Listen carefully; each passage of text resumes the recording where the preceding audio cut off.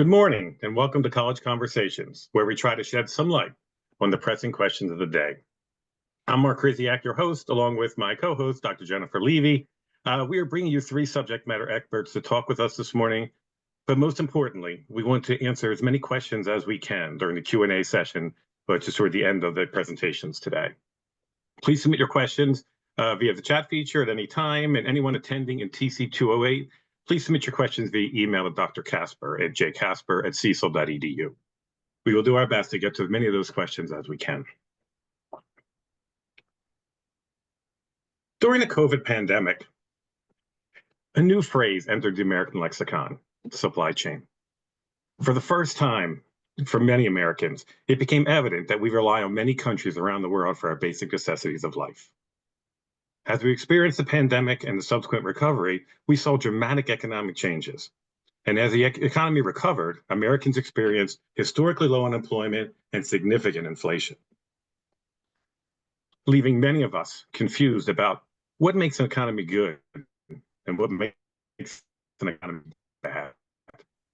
The new administration set forth policies to deal with these issues. We find our country focused on creating international trade in the American workforce through deportations and limits to immigration. Everything we hear about tariffs, recessions, and trade wars, what do they mean? More importantly, what do they mean to us? Today, we have three distinguished experts to discuss these issues and hopefully answer the burning question: the American economy. What do policy decisions mean to me? First, I'll introduce Dr. Chloe East. Dr. East is Associate Professor of Economics at the University of Colorado, Denver, a research associate in the Bureau of Economic Research, and an affiliate of the Institute of Social Insurance Programs, as well as immigration policy, and examines how they affect outcomes of both foreign-born and U.S.-born people. Her work has been cited in numerous policy contexts and by major media outlets, and has been published in top economic journals, including the American Economic Review and the Journal for Labor Economics. Dr. East earned a Bachelor of Science in Economics from the University of Texas at Austin, and a Master's of Arts and a PhD in Economics from the University of California, Davis. Welcome, Dr. East. I also would introduce Dr. Rob Handfield. Dr. Handfield is a Bank of America University Distinguished Professor of Supply Chain Management at North Carolina State University and Executive Director of the Supply Chain Resource Cooperative. Dr. Handfield is Editor-in-Chief of the Online Logistics Journal, Consulting Editor of the Journal of Operations Management, one of the leading supply chain management journals in the field, and the author of several books on supply chain management, including Flow, How Best Supply Chains Thrive, Supply Chain Immunity, The Living Supply Chain, the Evolving Imperative of Operating in Real Time, and Introduction of Supply Chain Management. His current research involves work on understanding how to restructure the public health response system based on the pro bono work with the Joint Acquisition Task Force during the COVID pandemic. Dr. Handfield earned his Bachelor of Science in Mathematics from the University of British Columbia and a PhD in Operations Management from the University of North Carolina at Chapel Hill. Welcome, Dr. Handfield. And last but certainly not least, our very own Professor Carlos Lampkin. Professor Lampkin is a business faculty member here at Cecil College, who holds a Bachelor's of Science degree in Agricultural Economics from Fort Valley State University and a Master's of Business Administration degree from Wilmington University. He combines his expertise in economics and business management to provide students with practical, real-world insights in a dynamic learning experience. Dr. Lampkin is passionate about preparing students for success in today's competitive business environment, emphasizing critical thinking and problem-solving skills. He encourages the students to explore global economic trends and how those economic trends impact their decisions. Outside the classroom, he enjoys coaching youth sports, staying involved in community initiatives through his fraternity, Phi Beta Sigma, and spending time with his family and friends. Welcome, Professor Lampkin. So as we get started, Americans identify the economy as the top policy priority. Um, and every candidate provided job opportunities and general upward mobility. Their proposed solutions have raised fundamental questions. What does a good or bad economy look like? What are tariffs? And how would the effect of the price of eggs or shampoo or fuel? Is it possible to produce these goods we rely on domestically? So more items are made in the USA. What impacts would reduce the influx of undocumented workers have on job opportunities and American economy overall? Our expert panelists will share these insights on these questions. Let's start today with Professor Lamkin.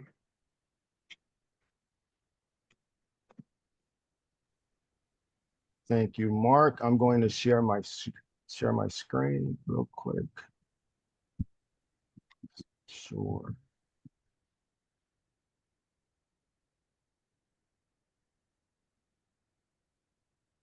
All right.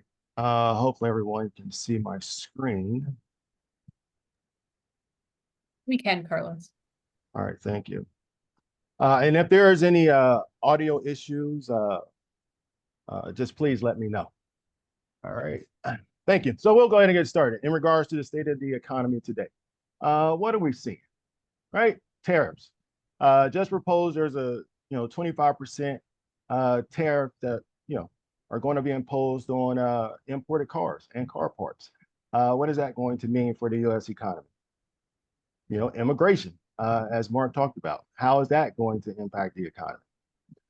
Inflation and the cost of living, right? In terms of American consumers. What are the areas of inflation? Corporate tax cuts. No tax on tips. Federal spending. Growing national debt, 36 trillion. And of course, the price of eggs.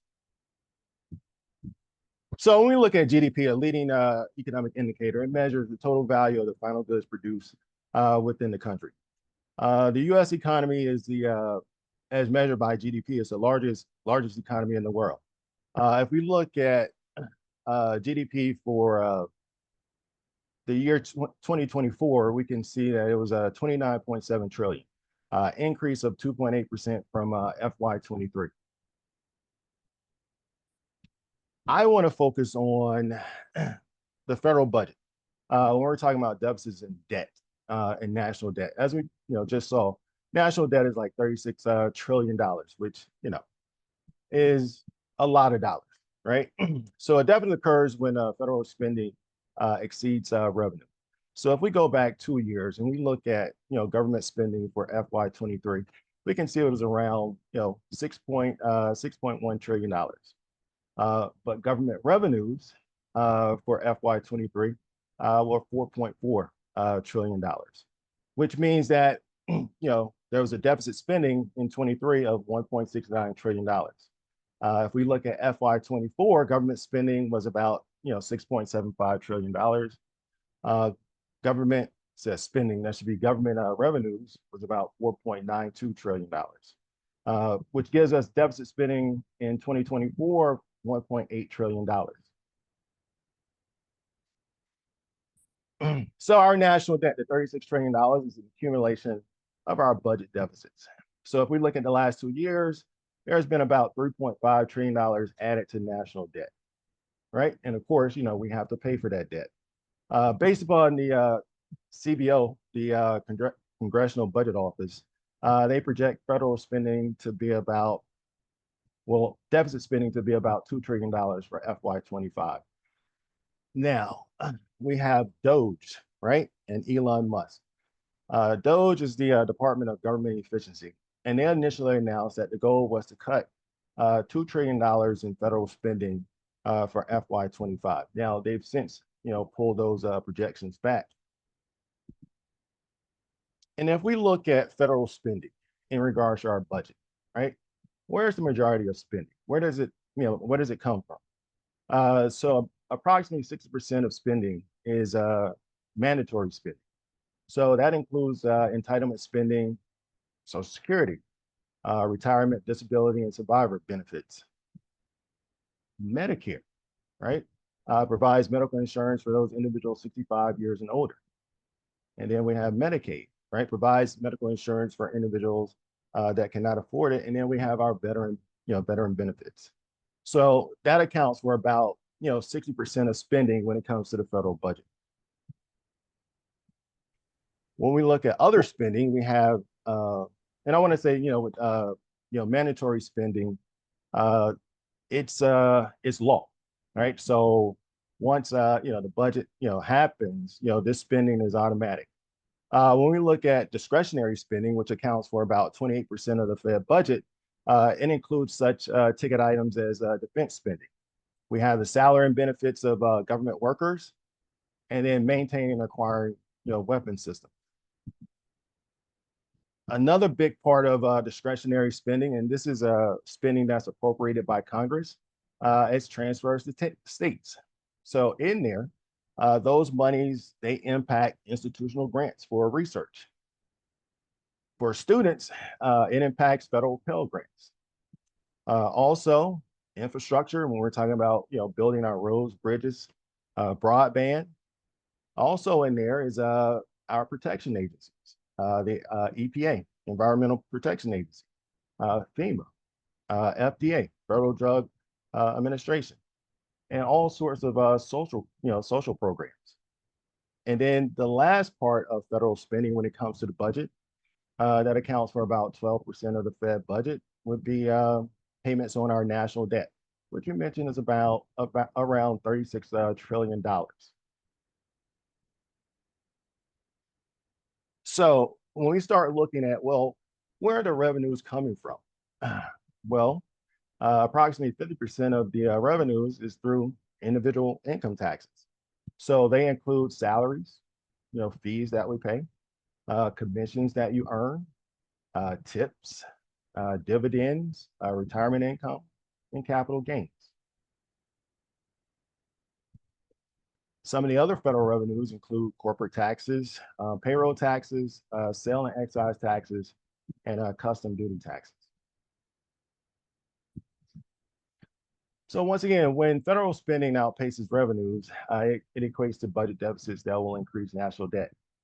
Now, the Department of Government Efficiency, or DOGE, which we've heard a lot about and certainly has been in the news a lot lately, they're tasked with, or they mentioned that their task is finding and eliminating waste and fraud within the budget. Their goal is to reduce federal spending by 15% for FY25.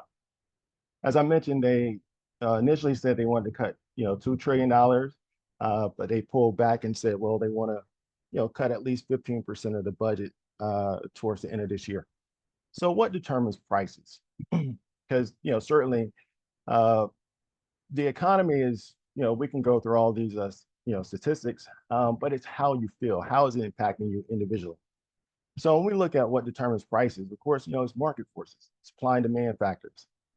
We have production costs, labor, transportation costs, and the cost of raw materials to firms, competition, government influence, consumers, right? Those are all things that impact pricing in terms of the market.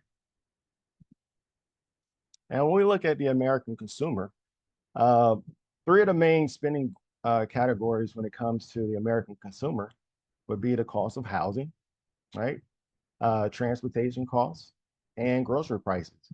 And we can see through inflationary measures, all three of these areas certainly are up when it comes to prices. Now, one of the things that I've seen,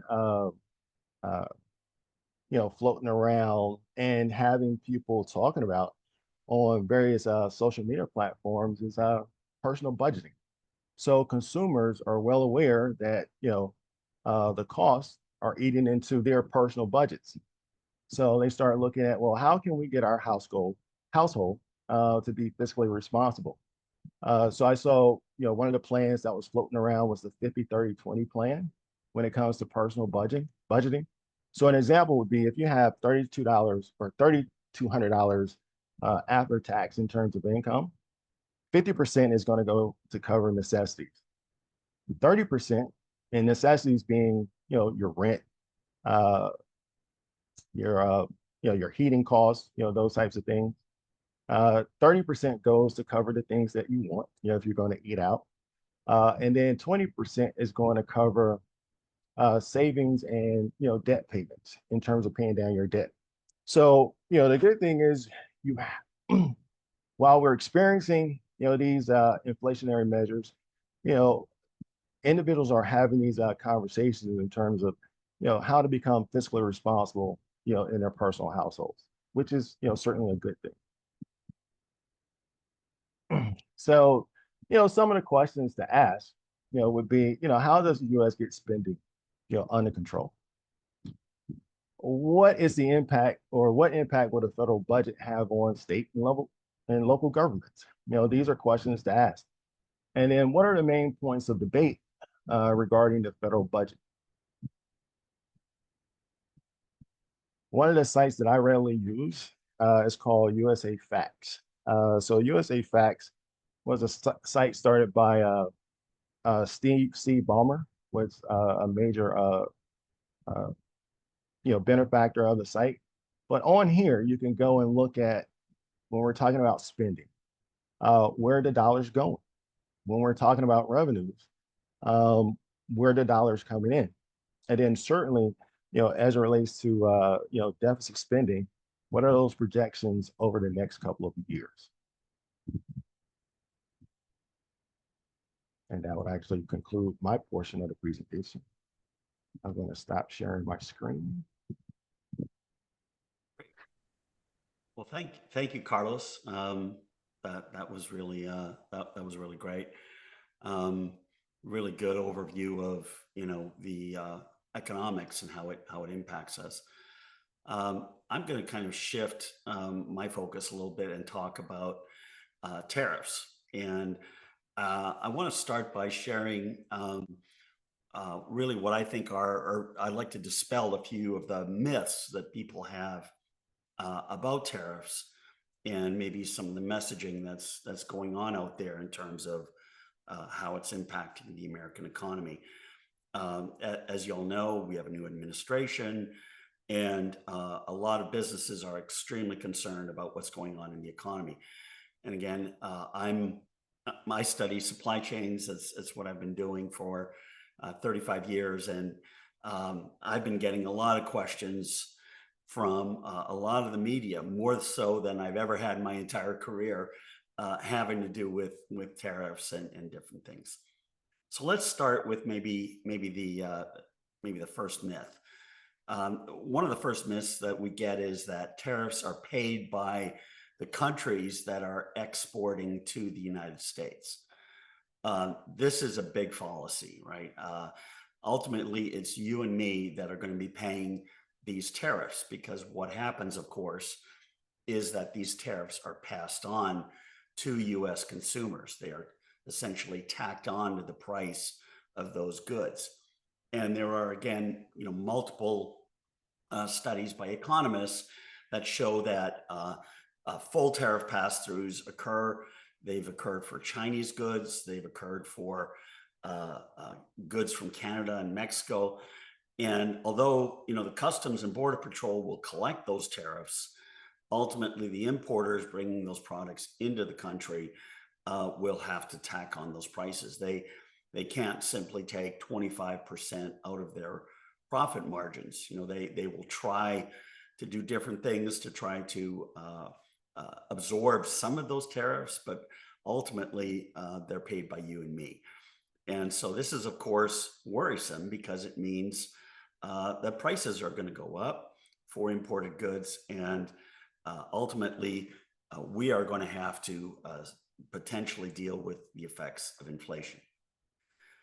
The second myth that's often touted by people is that tariffs protect U.S. manufacturing jobs. We want to buy American, we want to create American jobs.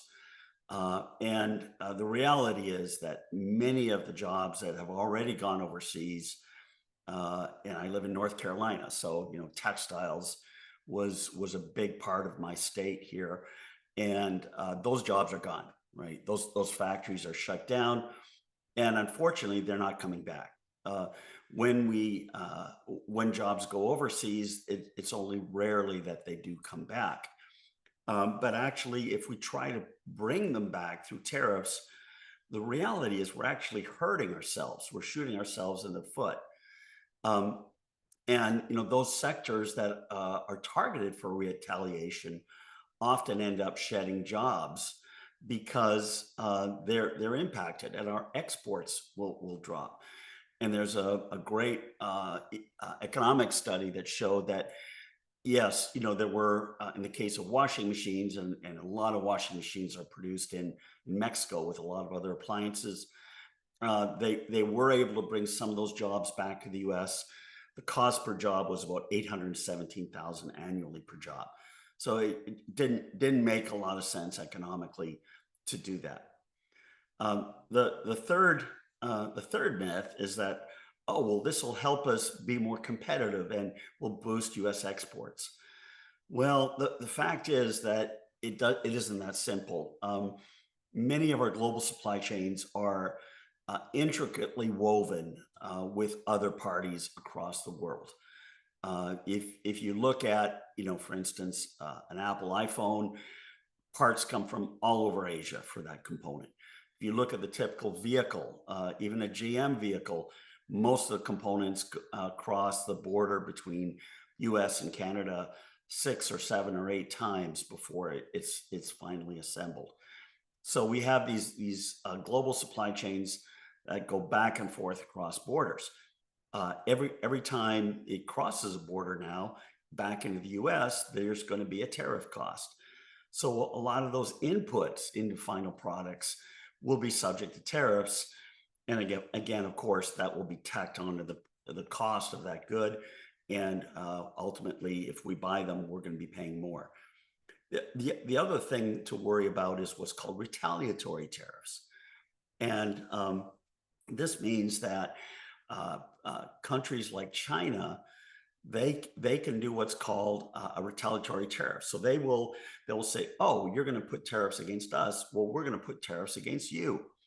And they do just that. And a lot of our exports are in areas like poultry, hogs, cows, soybean, corn. And this is really, really going to impact the rural communities, farmers that depend on a lot of US exports, especially to China. And by making those goods more expensive, it's going to impact their ability. It's going to reduce their sales. China will go elsewhere in the world to buy those goods, and ultimately our farmers will be hurt by that.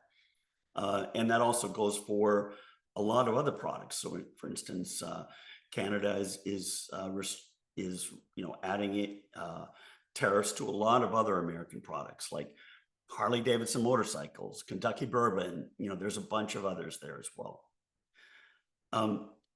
The other myth is, okay, well, if we open our borders to Canada and Mexico, we're losing US jobs. Again, another falsity. We have shown that the free trade agreement between Canada and the US has dramatically increased the number of jobs in the US. Now, they're not necessarily manufacturing jobs, but there's a lot of logistics, there's a lot of assembly, there's a lot of transportation, there's services. So there's a lot of other jobs that accompany that. And again, the economics, the studies have shown that trade liberalization always creates more jobs. And this goes back 200 years to a guy called David Ricardo, who wrote about the law of comparative advantage. And he was an economist, and he showed that, hey, if each country does what they're best at and sticks to their knitting, then all the countries benefit from that. Essentially is what the comparative advantage law says. Finally, what the other myth is that, US manufacturing will become stronger. If we impose tariffs, we'll be more competitive and we'll bring the manufacturing back. Just to give you an example, I spoke with one senior executive from a large US manufacturer of farm products. And he said, all of our stuff is produced today in China. For us to bring it back in the US, it would take 5 years and more than $200 billion in investment to make that happen. It just isn't practical to move things back to the US. Now, for some strategic products like chips, yes, the CHIPS Act was put into place to encourage national defense requirements. So another one is shipbuilding. We need to improve shipbuilding. But these are titanic shifts that take years and years and years to occur. And they can't just occur. They certainly won't come within the current administration's timeline of what they're doing. So, what that means is, are we going to see tariffs go up? Yes. Are we going to see our prices go up? Yes. And these are the, overall, we're going to see most of our goods go up by 25%. Things like apparel, Nike shoes, leather shoes, computers, electronics, televisions, appliances, lumber, housing costs will go up because we get a lot of lumber from Canada. Oil prices will go up because a lot of the gasoline is processed in the Midwest, which gets its oil from Canada. So yeah, we're going to see some significant cost increases if these tariffs go in a matter of days. April 2nd is what we're looking at. The imports tariffs on Mexico and Canada, these make the least sense of me at all. I mean, the free trade agreement was put in by the Trump administration in his first term, and now he's essentially turning his back on his friends, which is like stabbing your friends in the back, right? And a lot of motor vehicles again are produced in Canada and the U.S. More than 70% of oil comes from Canada and Mexico. So likely we're going to see gas prices go up. And even things like, avocados, 90% of avocados come from Mexico. So, if you like guacamole, well, prepare to pay more. I myself have already seen avocado prices go up at my local Costco by like $3 or $4 a bag. So they're definitely going up. So why is this? Why is the Trump administration doing this? Well, one economist I know that I spoke with, he said, this is bad economics, but it's good politics, right? So it goes along. It sounds good to a lot of the Trump administration supporters that say that we're going to put America first. We need to increase our national security. We need to, and he believes that, hey, the U.S. has been ripped off for a long time, and these trade deals are unfair, and we need to, renegotiate. So, I can see those arguments, but maybe this is going about it the wrong way. So, one thing to remember is President Trump is very much a short-term negotiator. And so he may be, in effect, trying to create a deal, to put pressure on these other parties to give them more favorable terms for the United States. And a lot of people have said that's likely what is happening, that it's, again, bad economics, good politics. The other thing to remember is, that it could be negotiating leverage, but it's also a tool to help shape global trade dynamics and to influence behavior of other countries. And I believe this is what part of it is. And again, it's important to remember, a deal is not a deal until it's signed. A tariff is not a tariff unless it's enacted. So there's been a lot of threats of tariffs saying, oh, we're going to do this, we're going to do this. We haven't seen a whole lot enacted yet. So I think there were tariffs enacted for one day, then they were pulled back again. So there is some gamesmanship going on. So this is a fascinating topic, and I tell people, get your popcorn and watch and see what happens next, because it's a very fast moving pace in Washington, D.C. right now. I talk to people there, and they say it's a little chaotic. But, I try to keep up on this stuff, and I have a blog where I write about these kinds of things. If you're interested, you can look at these, and I'll make this presentation available to everyone as well. Thank you. Thank you. This has been great so far, and I'm looking forward to rounding out the presentation by talking about immigration. So let me share my slides here.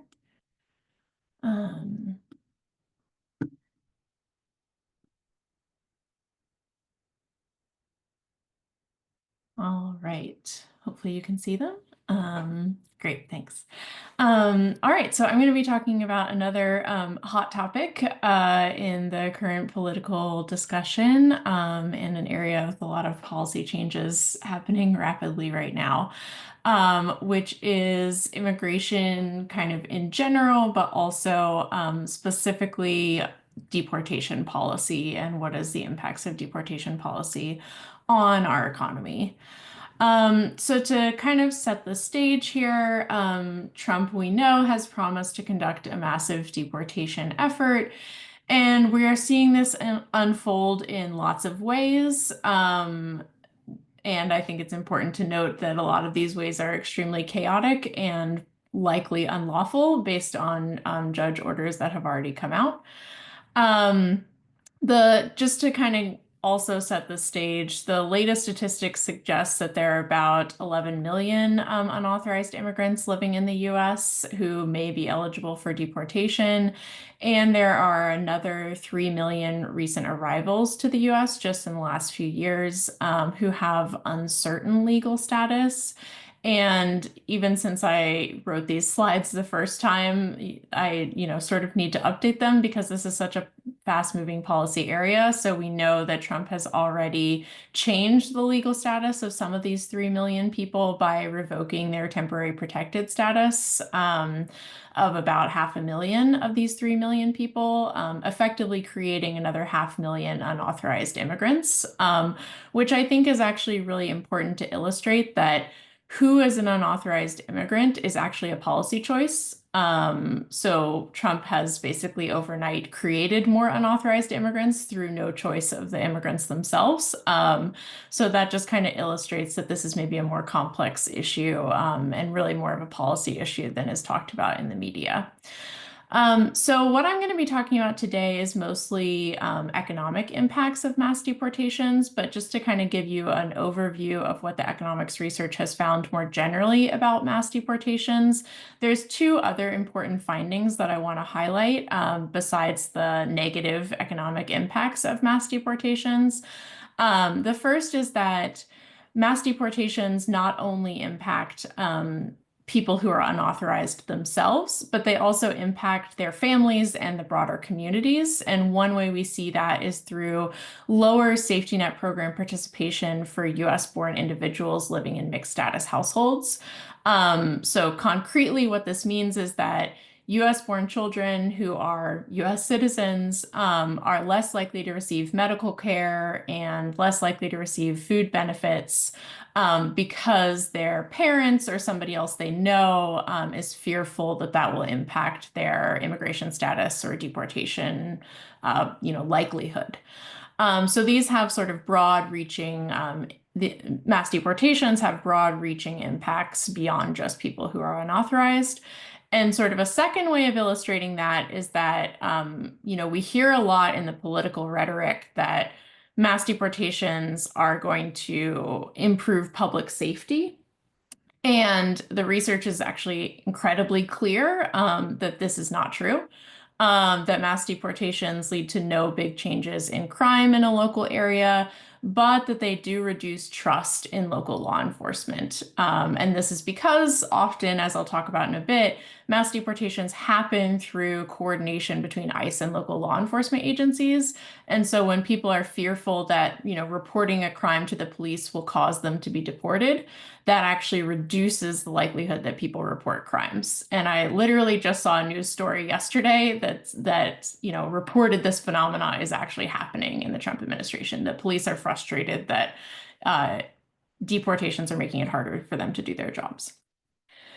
All right, so another sort of kind of big picture framing here so we can understand where we're at in terms of mass deportation history in the US. This shows you deportations over time from 2003 to 2024. The two different colors here are deportations that happen at the border in orange and deportations that happen within the US, which is really my focus in blue. One thing that's really striking here is that you actually see that the president that deported the most people from within the US is the first Obama administration. It's not the first Trump administration, regardless of the rhetoric. And then you see during the Biden administration, interior deportations were pretty low. But that was actually because COVID led to a bunch of restrictions on immigration that we didn't have before. And so most of the action was happening at the border with policies like Remain in Mexico, which are not shown on this graph. But just to kind of give you a sense about the history. All right, so I'm going to dive in a little bit more into the nitty-gritty and talk a little bit more about my specific research. So in terms of interior enforcement, what does this mean? This means an enforcement activity that happens within the US, focusing on people who are already living in the US. So this is not people trying to cross the border. This is people who are living in the US and being deported. There's really historically been two types of interior enforcement activity, but I added a third bullet this morning that I think is important. So working through, the first is employment-based enforcement, and you should think about this as like workplace raids. So, we hear a lot about workplace raids in the news, where ICE agents will go into a workplace and check the immigration status of all the workers. One thing that I think is really important to know about workplace raids is that while they are like very splashy and make a lot of news and have really harmful impacts on the community, they actually don't lead to that many people being deported.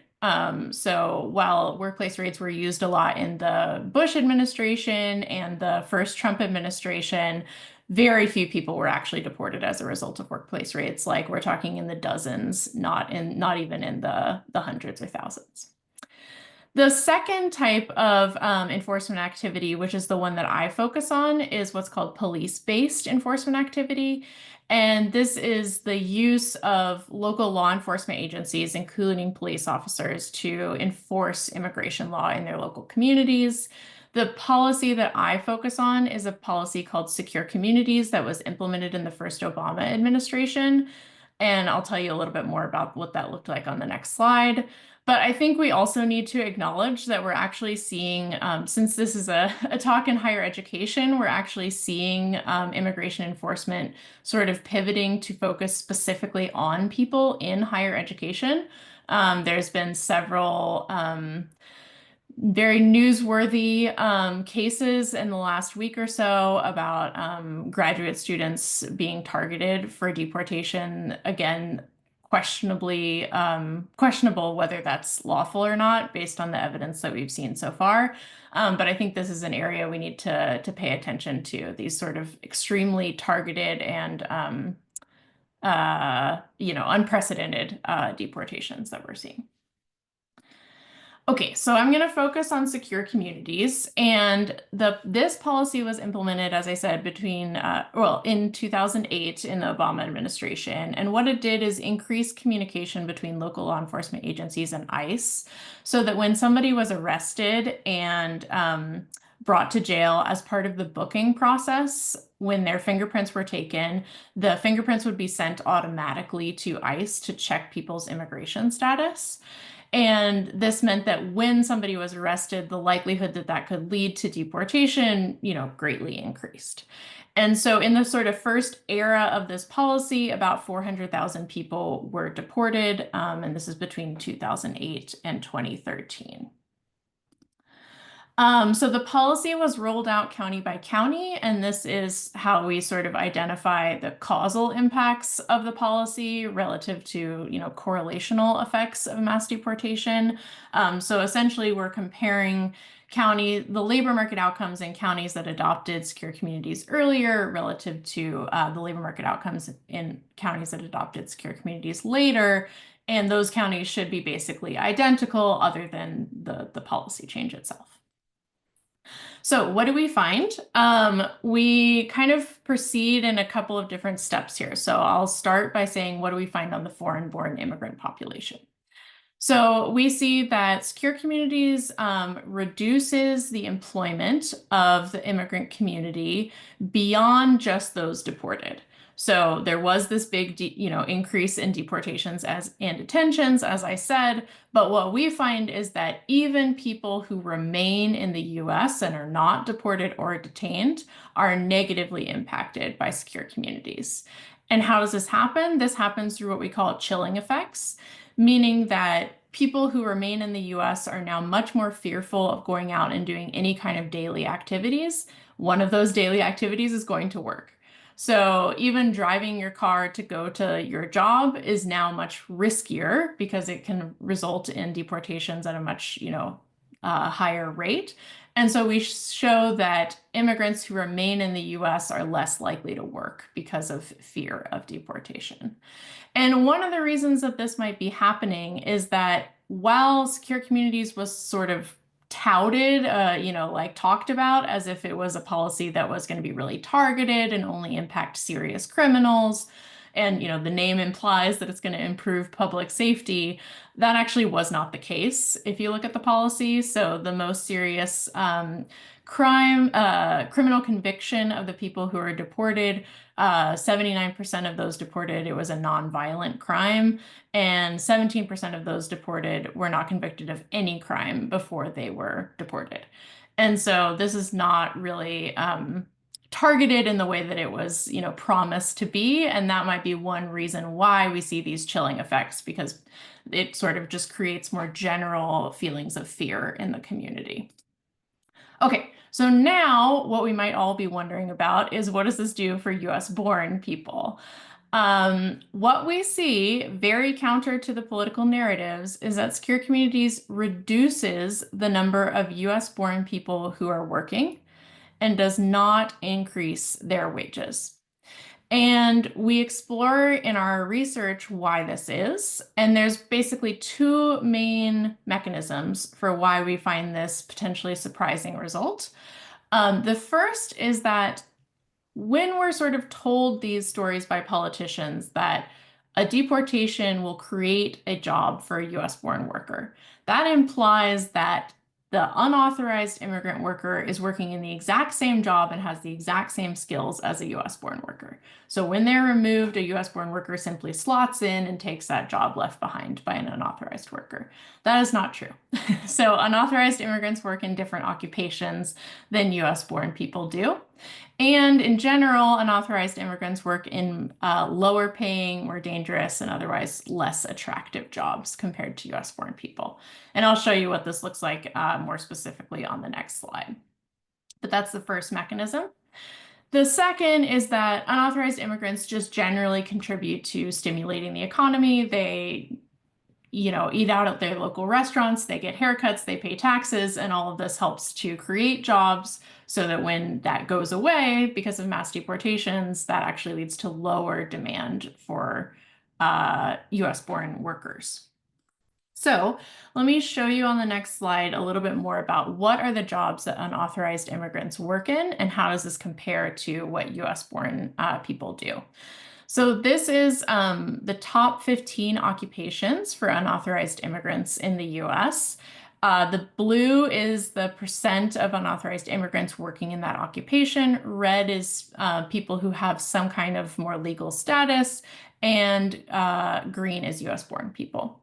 So moving sort of left to right, you can see that the most common occupation among unauthorized immigrants is maids and housekeepers, then cooks, construction laborers, ground maintenance, etc.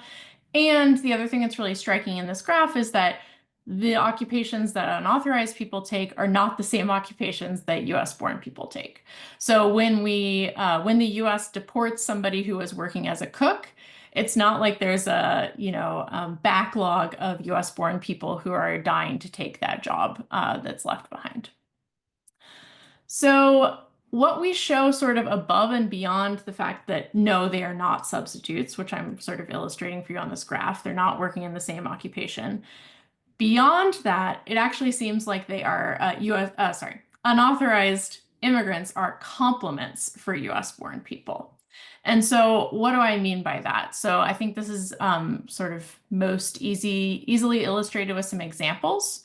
So one particularly salient example, which again, we're seeing, news reports about right now, is that construction companies rely on unauthorized immigrants for construction labor. I showed you that in the previous, in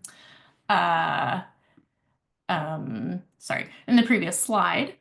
And when construction companies can't find construction site laborers because of mass deportations, they're going to write fewer contracts for new buildings.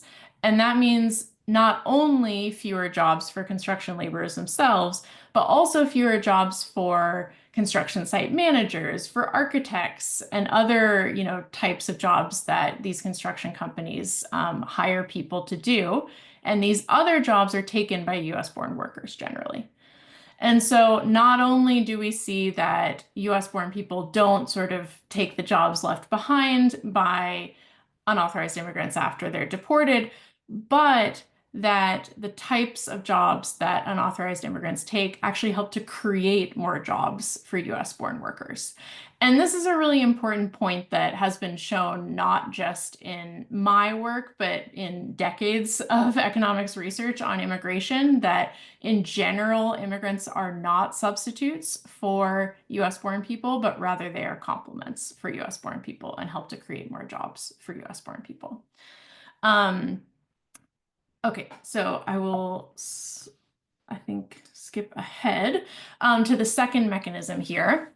So as I mentioned, unauthorized immigrants also contribute to just sort of local economic demand, and they pay taxes. This really important report showed that immigrants pay about $237,000 more in taxes at the federal, state, and local level than they receive in benefits in their lifetime. So they're net fiscal positives, if you want to think about it that way, which again is sort of counter to a lot of political narratives that we hear. And then turning to sort of broader economic impacts beyond just labor market impacts, there have been a number of other studies that show other negative effects of mass deportations. So here I'm just sort of quoting a few of them.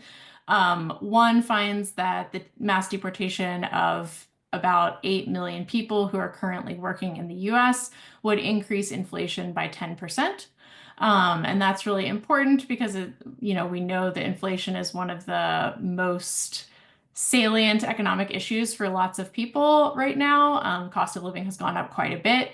And what this report is showing is that mass deportations are not going to help us bring inflation down.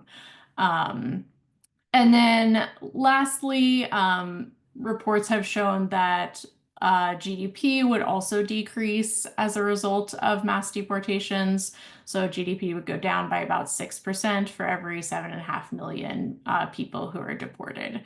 So again, mass deportations are not going to lead to any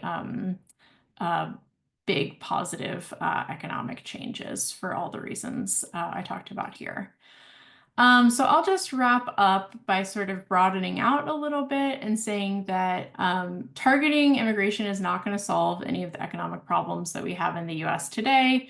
And it will cause harmful effects both on the US economy, but also on communities. And we're also seeing that it is eroding our civil rights, this mass deportation effort that's happening right now.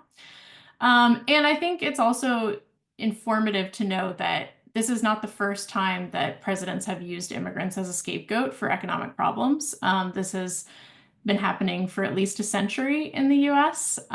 We saw in the Great Depression also a mass deportation effort happening in results, and promise that it would improve economic outcomes. And actually studies of that mass deportation effort in the Great Depression, which was 100 years ago, show basically exactly the same impacts as what I showed you here today on a more modern mass deportation effort. So this is sort of a pattern we're seeing in the US of presidents blaming immigrants for economic problems, leading to a mass deportation policy that doesn't actually improve any economic outcomes. So I think what we need to do instead is focus on policies that are the real sources of these economic problems that we have right now, which is complicated by COVID, and we could talk about that for a long time. But one bigger problem that we're seeing in the US is that the sort of balance of power between firms and workers is becoming imbalanced, and that firms are gaining more and more power, which allows them to both lower wages and raise prices. And so focusing on the actual source of these problems might be the way forward in terms of solving people's frustrations. So I will wrap up there. Thanks. Thank you, Dr. East. So while our three speakers were speaking, we did gather some questions from some of our attendees. I tell you what, I will take the first one myself because it's my area of expertise, and then I'll pass some others on to you. Someone asked, what is the defense spending yearly, and are they looking to cut waste from that spending? So the Defense Department budget from 2024 was just under $842 billion. And there's currently an initiative to reduce that by between 8 and 12%, which is somewhere between 67 billion and 101 billion. So those are the numbers. Okay, having said that, actually the question I'm going to throw out first, and Dr. East, this is probably for you. The attendee asked, do the deportation numbers take into account people who are unconfirmed as to whether they've been detained or deported? What are the effects of seeing things such as the suspected deportation of the Indiana professor Xiaofeng Wang, who was disappeared and whose home was raided by the FBI? Yeah, that's a great question. And yeah, this is a really important thing, I think, to be paying attention to right now, as I said in the slides. So I think the answer to the first question is no. These numbers that I showed you don't take into account these sort of uncertain or lost people. And I think eventually they will show up in the data, but no, not in a real-time way would those people show up. So that's the first question. And then the second is, what are the effects? I mean, I think this really gets back to sort of what I was talking about with chilling effects.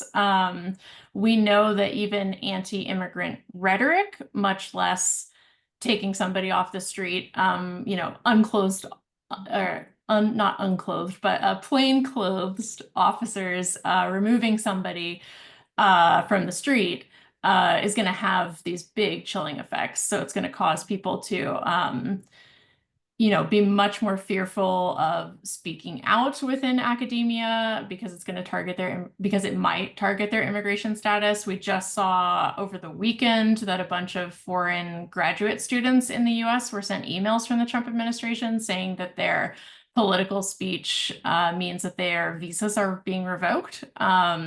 So I think a lot of policy in the higher education space specifically right now is like focused on creating these chilling effects and creating these fear impacts so that people are fearful about speaking out about politics just kind of in general right now.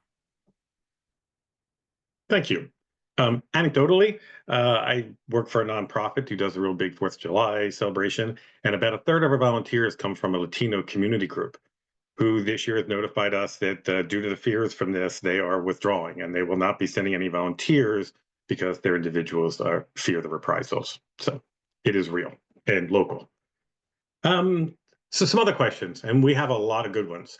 Let's see, which one should we do next? I have one, if you don't mind, Mark. I'll throw in about college students. And this could be to anybody. How might these policy changes that you guys are discussing impact a college student in terms of Pell Grant access or future research, internship, or job opportunities, either during or after their degree?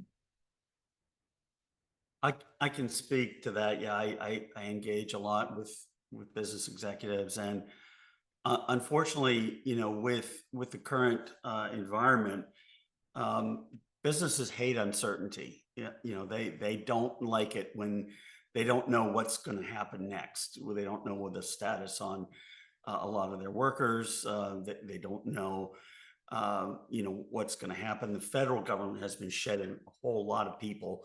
So that means there's going to be more people in the workforce looking for work.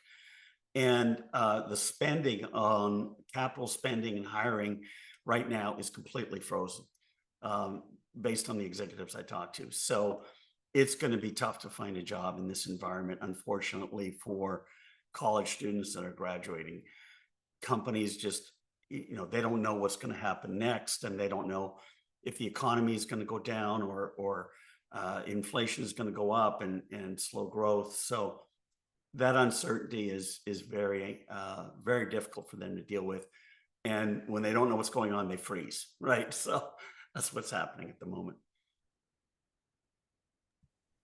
And also, if I could jump in, uh, when you're talking about certainly for students, and we're talking about discretionary spending, a lot of those cuts are going to affect, Pell Grants. So students' ability to afford, college education.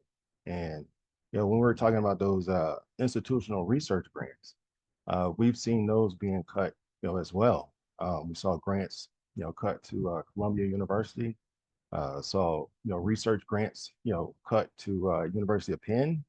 And what this means is that, you know, my wife, um, and she's fine now. But she dealt with breast cancer, last year, and those dollars are critical when you're talking about new approaches, new medications, to treat these things.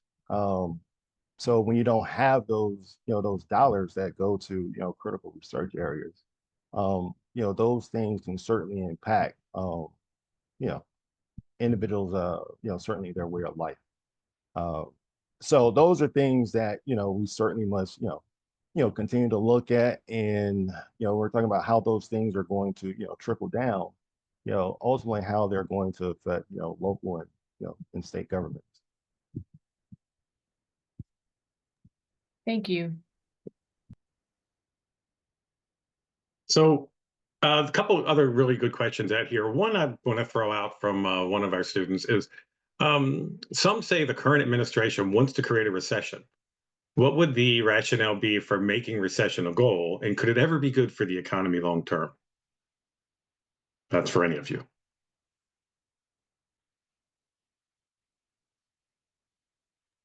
Yeah, I don't know if I touch it either. Yeah, it's a loaded question. We don't know. Again, as I said, I think that the Trump administration may be positioning themselves for negotiations, and maybe the tariffs and these measures will not come to bear. So I'm hopeful that that's what will happen, because although there's been signals that, we have to be ready for some disturbances, the fact is, I think that the administration is very aware of their popularity ratings as well. So hopefully they'll withhold on those. But I can't venture a guess as to what comes next, honestly. Yeah, Thank you. if I could jump in as well, as mentioned on this panel, there's a lot of uncertainty. Just a couple of days ago when the 25%, tariffs, or 25%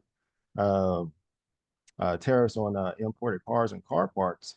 I saw they went to local dealerships, and they were talking to those individuals, and those, they were uncertain in terms of how those things were going to impact their business.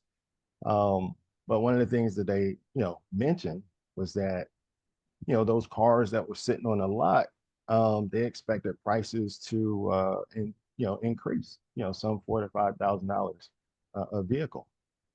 So those are real impacts that they're going to have on the consumer. Now, like we said, those things, they haven't been implemented. They said they're going to implement them. So the uncertainty is certainly how those things are going to play out. And, what is it going to mean to the individual consumer? Thank you. So go ahead. I have a question that's a student question that's about like asking for more information on tariffs. So, I mean, a lot of the talk has been that the US has already been paying higher tariffs, right? That we've been at a disadvantage for a long time in the way that goods are traded and how much we pay. Is there some truth to that? And if so, how can we get a more level playing field with different labor laws and things like that? And is there ever a time when tariffs can be a positive? Are there any potential benefits to using tariffs? And if so, how would you use them for that? Yeah, I guess I don't want to come across as being completely negative on tariffs. I think the other side of it is, yes, I mean, there are other tariffs against against US American products, and those, particularly the EU, has a lot of tariffs against American products, and actually China has a lot of tariffs against like American vehicles and American products, etc. So yeah, they've been used very effectively against the US for a long time. And yeah, there is a perception that we need to level the playing field, and I think that's kind of what the the current negotiations on tariffs are aimed at. The challenge with that is, again, these retaliatory tariffs. If there are retaliatory tariffs, then the Trump administration has said, well, if you increase yours in retaliation, we're going to increase ours even more. So now you get into what's called a global trade war. And that's where everyone is putting tariffs on everybody, and ultimately consumers suffer from that. I think tariffs can be used to help protect a fledgling industry that maybe is in the early stages of development, where if you're a developing country and you want to help, nurture an industry in the country, yeah, they can be very helpful there. But in terms of bringing back jobs that have already left, it's just not likely going to happen. At least that's my perception. Carlos, I know maybe you've got another viewpoint on that. No, I think as you mentioned, tariffs are, they're supposed to be there to protect domestic industry. But and you mentioned in your presentation earlier, if you were to, bring manufacturing back, or, having the infrastructure, it would take, it would take a number of years to get the infrastructure in place, to be able to manufacture those things that we manufacture in other places cheaper.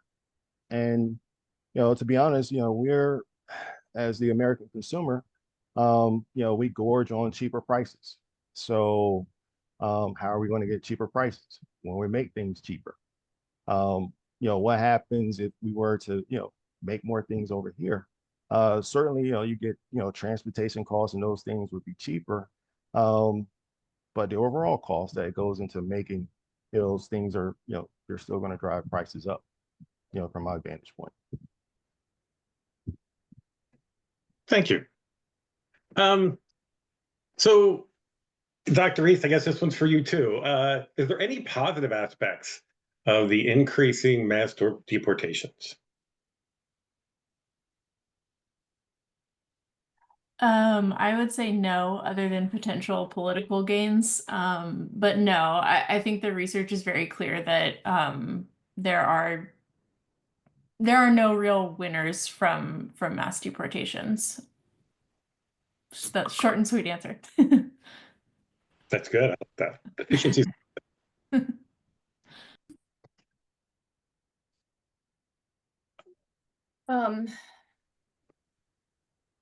So I have a question also from a student, and their question is, will fired federal workers have an impact on the economy? Presumably their jobs are part of what's considered waste as we're trying to lower spending, maybe unnecessary duplication, things like that. So presumably if it worked, that would lower government spending, which would be a positive. are there other potential positive or negative impacts to cutting the federal workforce down to a smaller size? Yeah, maybe I could answer that. I think there, there's no question there is some waste in the government. And there are areas where, yeah, it makes sense to, reduce spending on certain programs. I think the challenge is identifying what those are. Elon Musk and the Doge community, they're using an approach called zero-based budgeting, which is you start by making really critical cuts, and then you see, what areas really where you cut too deep, and then you go back and you reinstate those people. The danger with that is that occasionally, you can cut too deep and those people don't come back, right? And when you have scientists, when you have people at the National Institute of Health doing cancer research and medical research, when you have people that are looking over our nuclear assets in the Department of Energy that are specialists, you don't want to cut those people. They have what's called tacit knowledge, which is they understand a lot about the inner workings of these issues. And getting rid of them, you're losing a huge resource. I mean, the real benefit of the federal government is its people. And these are lifelong employees. They're patriots. They've been working for the government their entire lives, and they're doing it because they love this country.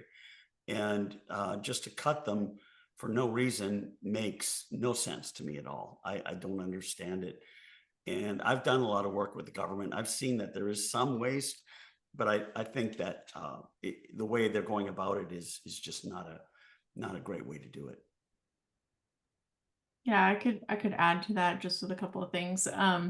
One is that there are lots of economists who work in the federal government. DC is a economist town. And so I have lots of friends who are directly affected by the cuts we've seen. So I can give like a specific example. So I have a friend who works at the Consumer Financial Protection Bureau, which does a lot of work to make sure that consumers are protected when they interact with banks, like that they aren't getting charged outrageous interest rates and things like that. They recently issued this really important, I don't know what the right word is, not ruling, but policy that suggests that medical debt should not go into people's credit scores because medical debt is sort of largely out of people's control because we don't control if we get cancer or some other health shock. And so, they do a lot of important things for consumers, but that organization, while it still sort of technically exists, does not really exist in practice anymore now. So their office building that I've been to before has now been closed and is leased out to a private corporation. And my friend is not allowed to do any official work now. Even though, because they're a non-probationary employee, they're technically still employed. They weren't able to be fired in sort of the first round of firings, but it's having this real impact that's pretty stark. And then I think the other thing, just kind of building on what was said before, is that it's pretty explicit that a lot of the plan behind these cuts and the idea of maybe bringing people back is that the Trump administration wants to bring in like more friendly people into the federal government. That was part of Project 2025, which we're seeing a lot of, that's motivating a lot of what the Trump administration is doing. And so it's not, in addition to what Dr. Hanfield was saying about sort of we might cut too much and have a hard time bringing back. If we do bring back, it might be like more sort of politically motivated hiring, which is also worrisome. Thank you. Let's see, another one from a student, and this one might take a minute. Does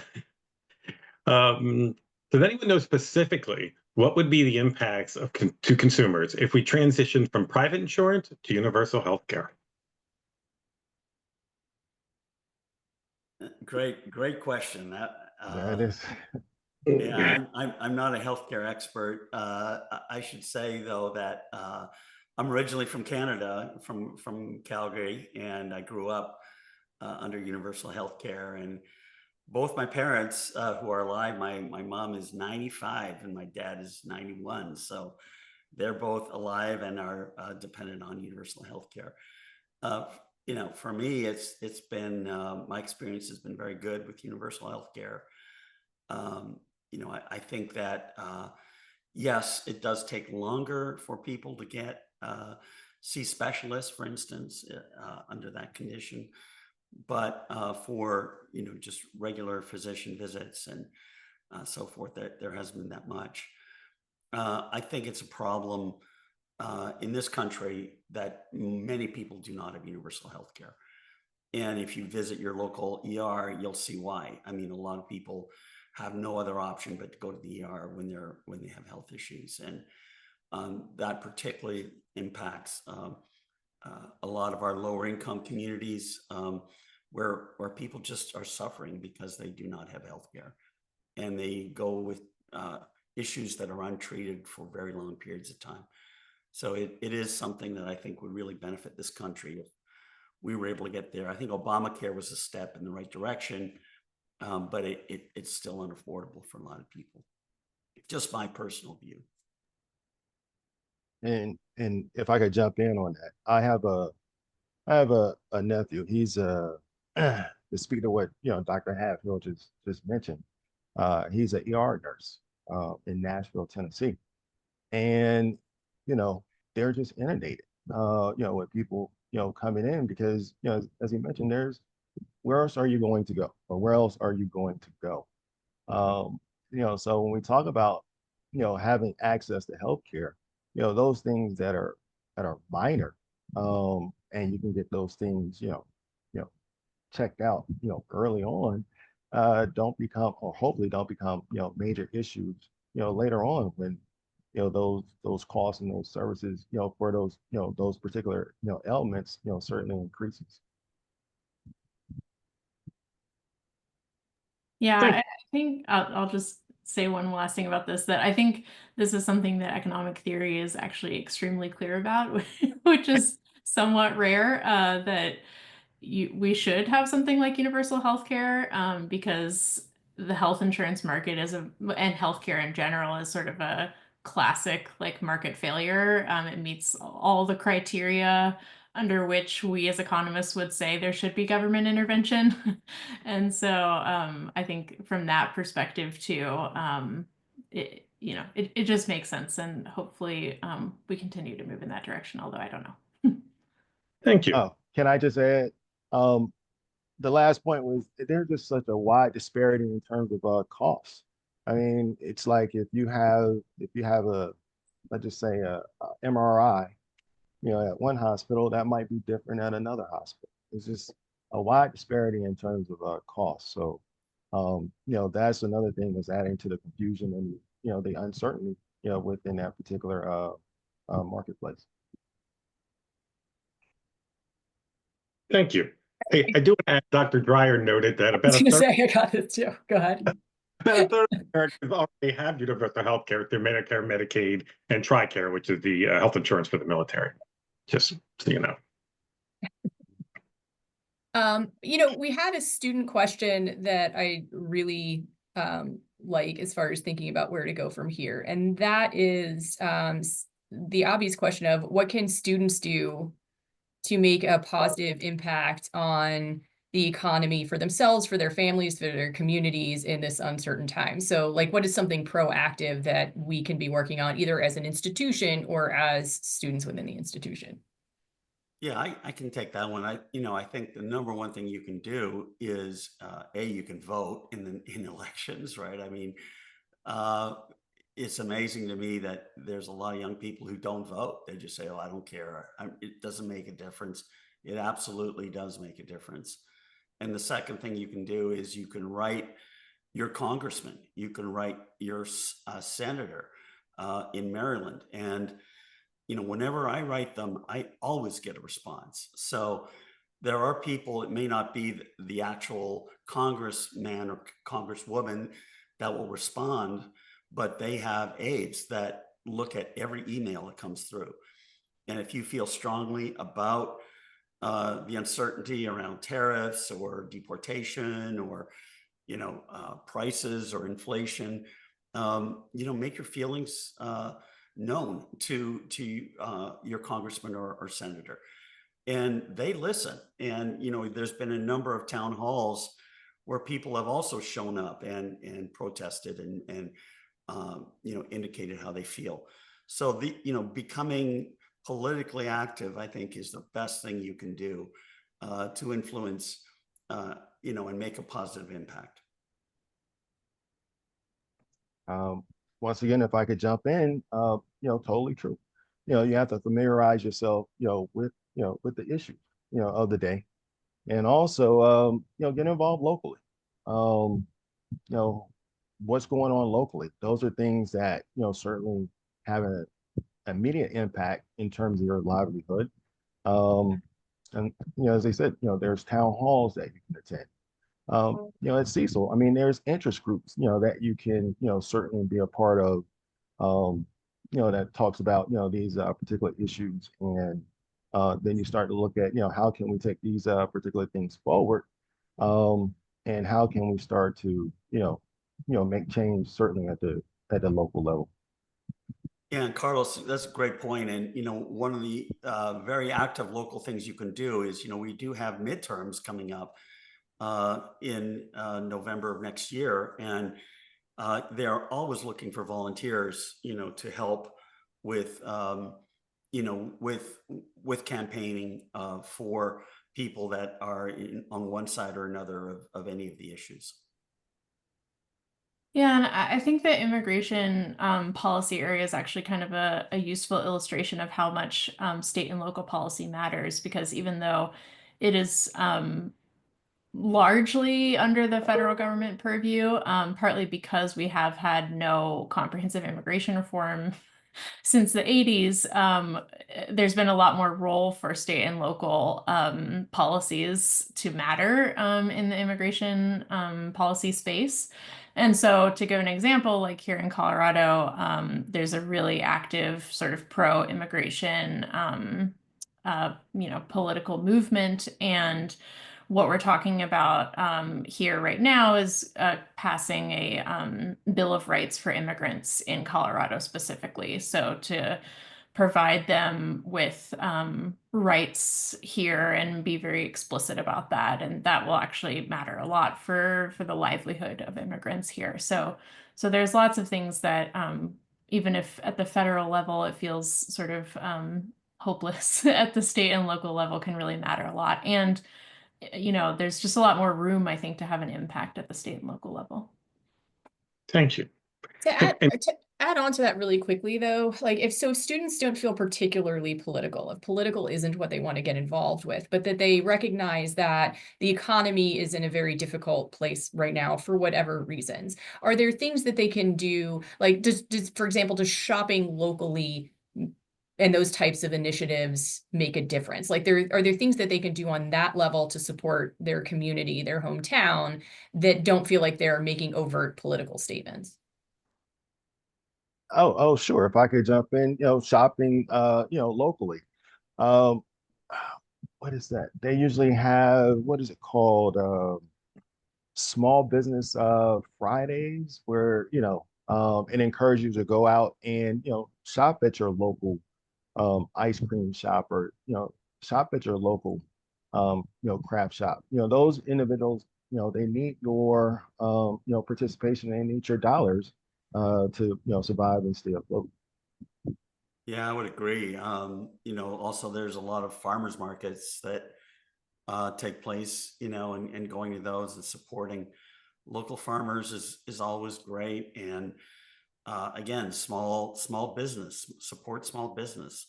They're not part of any chain or anything, and they rely on your support. And very often you'll find that they're also very grateful for your support, and they will treat you really well as well. Yeah, I agree with all of that. Although I would also push students a little bit to think that there are no non-political decisions you can make in this world. Everything you do is political, and doing nothing is also political. So just to keep that in mind when you're making these decisions. I know that's a hard reality, but it is the reality. So yeah, I would push them to think a little bit about that too. Thank you. And just remember for students out there, injustice can only occur when good people remain silent. So, if nothing else, at least speak out. Yeah. We have some more questions from students, and we have a little bit of time, so let's get in what we can get in. So one question is, if we don't bring manufacturing jobs back, how do we move forward other than with tariffs, particularly if people are losing their jobs and aren't prepared for jobs that are being created? Well, the jobs that are being created, there are some jobs that are being created that do require training, worker training, and we're seeing that at local community colleges. We're seeing it at companies themselves are hiring people for training, and in some cases, you're not going to be paid for that training, so you're going to have to give of your own time and make an investment in some of those training initiatives. I'll also add that there are jobs where I think you can really start to get a leg up on it. For instance, with artificial intelligence is finding its way into a lot of jobs. And so if you can educate yourself on, how to use different kinds of queries, different types of AI, how to use, how to start, thinking about analytics. Analytics is really big. So taking a class in statistics, can help you understand a lot of the basics around how analytics are used. So those kinds of quantitative AI related skill sets are going to be useful in just about any job going forward.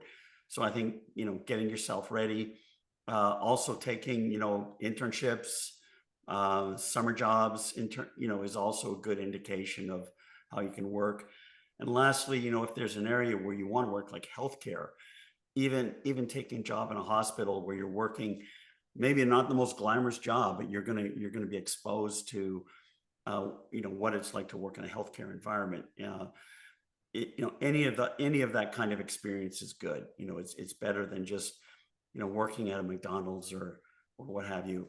But really taking on those kinds of jobs in industries, and they're not easy to find. So go to trade fairs, go to job fairs, try to talk to as many people as you can. Those are some of the recommendations I'd make.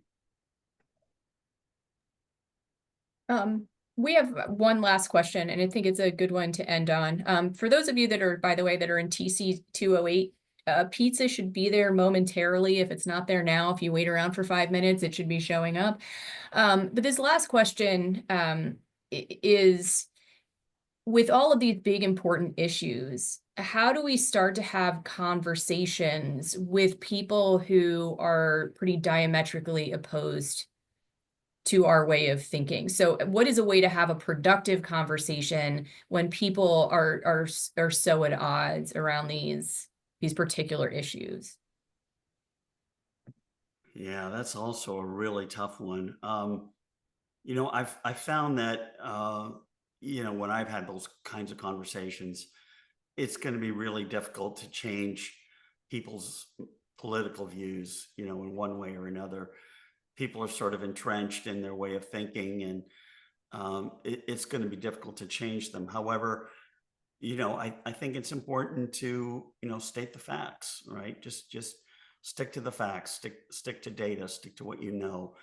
And, and then just make those points, but don't get emotional. Getting emotional and getting angry is not a solution. I think it's important to do that. That's what I found, at least. And just to add to that, we see, the public discourse on, these social media platforms. It's just, it's awful. Um, it's a lot of misinformation. It's a lot of, hatred. So the things that we were mentioning earlier, find those interest groups and stick to the facts in terms of what is going on. Because what I've seen in talking to individuals, if they're entrenched with a certain mind frame, it's very hard to get them to see things a different way. But there are people that are really really want to see this country move forward, and they're willing to have that dialogue. So we can address these issues and figure out what is the best way to move forward. Yeah, and I think a lot of times, people get stuck in one way of thinking because they don't understand the facts. I can share with you an experience I had where it was a local plumbing distributor, a very large distribution company here in town, and he said to me, "Well, my product, none of my products come from Mexico; they're all in the U.S." Well, then he started getting price increases from all of his vendors. They were saying, "No, actually, almost all our stuff comes from Mexico." And he was taken by surprise, and he just wasn't aware of that. And so I think that we're going to see more of that, and people becoming more aware of where their stuff comes from.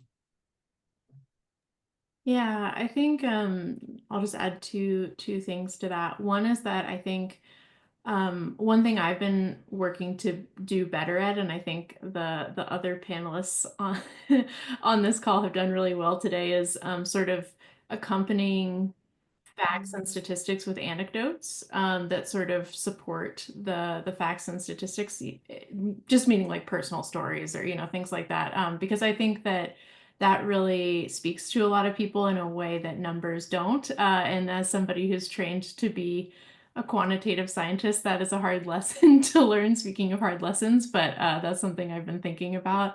And then the other thing is to ask questions. That's something that's like recommended sort of in general by psychologists and other people who study this kind of thing about how to connect with people and how to sort of have these difficult conversations, is rather than sort of approaching it as, I'm going to tell you a whole bunch of information, more sort of ask questions about what do they believe, why do they believe it, and sort of have a back and forth dialogue that way. Great point. Yeah, I love the idea of ending on asking them questions. And the why question, I think, is so important, right? Understanding how people came to the views that they have make it so much easier for us to have those kinds of conversations in a more nuanced way. When we have them so publicly, it tends to lack that nuance. It's, right or wrong, us or them. And those kinds of questions really help with that process. Well, thank you all so much. We have made it to the 11:30 mark. Thank you to everyone who submitted these great questions. We really appreciate it. And this recording will be made available to students in a few days. And if the presenters are willing to share their PowerPoints, that's great. We'll get them out to them as well. Yeah. Thank you, everyone. Thank you all. I really enjoyed this. Thank you. Thank you. This is great. Bye. Take care.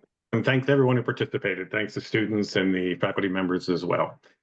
Thank you, everyone, and we will see you at the next College Conversations.